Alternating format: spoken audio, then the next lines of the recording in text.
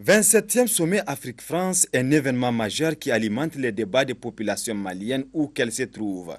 Si une grande mobilisation est observée par la majorité des citoyens, la coalition internationale des sans-papiers et migrants, quant à elle, se prononce sur les enjeux de ce rendez-vous. On a pensé que ça fait 27e sommet qui est en train de tenir à Bamako depuis 1973 jusqu'à nos jours.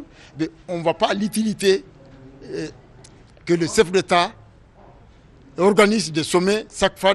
Ce sont des sommets de chefs d'État. Donc nous voulons que les sommets soient les sommets de la population. C'est là qu'on doit avoir organisé aujourd'hui en Afrique et en Europe partout.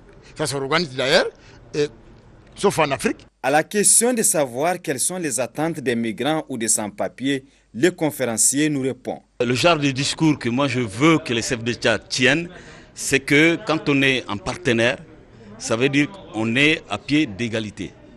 Un partenaire ne peut pas être faible par rapport à d'autres.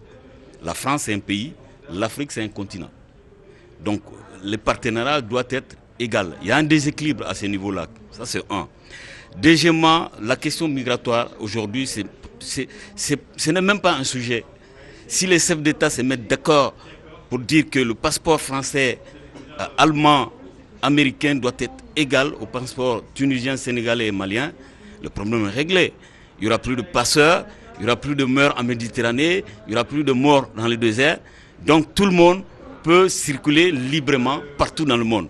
Les préparatifs du sommet des chefs d'État d'Afrique et de la France se tiennent à un moment où la question de réadmission des migrants maliens fait couler beaucoup d'encre.